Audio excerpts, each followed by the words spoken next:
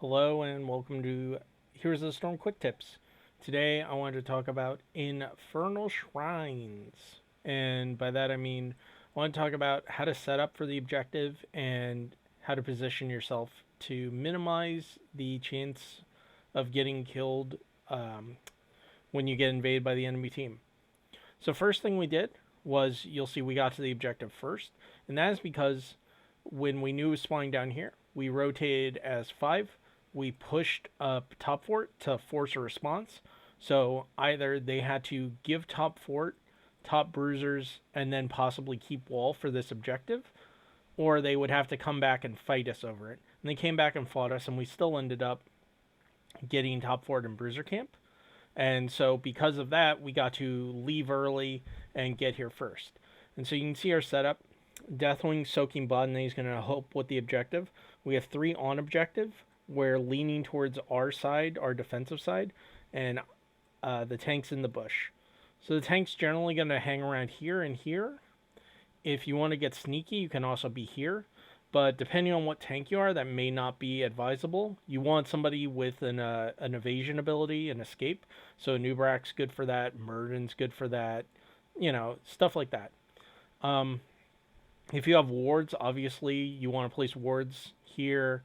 Here's a good one, or like right here. You know, other opposite side bush is good. And so the reason it's useful to get here first, besides the obvious positional advantage, is that because this is an objective you're essentially fighting over, even when you're not fighting, because of you're killing the minions, the little shrine monkeys.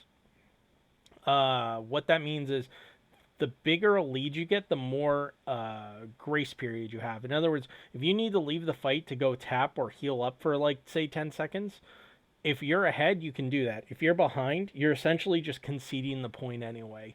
It's important to realize that when you make those decisions, whether to stay or fight on point or to back off. So in this case, I actually step out because I want more vision, and also because I want to do little beetles to unmount them safely and essentially just get in their way. The other reason is because I have Cocoon. So if they invade from 2 separate directions, I can Cocoon one and we can collapse on the remainder. You can see our forces have now coalesced into our safe side area instead of being more spread out like they were before.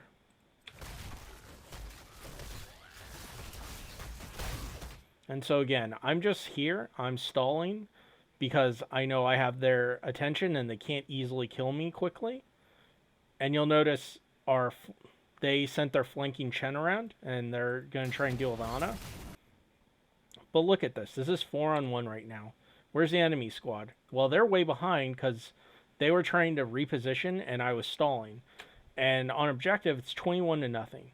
So all we have to do is basically collapse on Chen and force him back. We don't have to kill him. We just force him back, reset, like tap if we need to, and then go back in. We have the time to do that.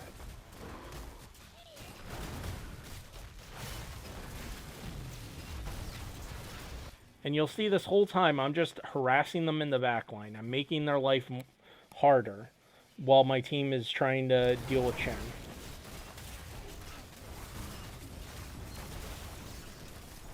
And it takes a while, but eventually Chen goes down. And I'm still here.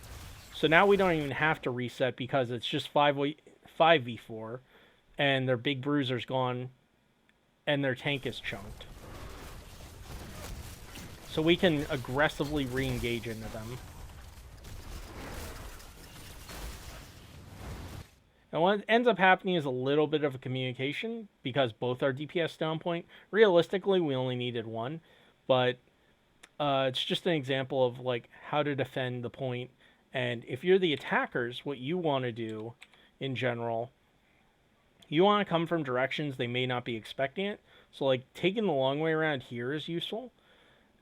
Of course, the whole thing, again, you have to look at how many shrine monkeys are like left on point. So if you have to go the most direct route, sometimes that's just what you have to do. Like, shoving forward through here is not necessarily a bad play, and then having, like, Chromie here to shell, because all she needs is vision, and she'll be relatively safe. Taking the long flank around with Chen was good, but I think it just took a little too long to set up. especially because, again, there were still two people up here just trying to deal with me, and so that kind of set them back. So I hope that went ahead and, taught you something about how to approach the Infernal Shrines objective. Thank you for watching.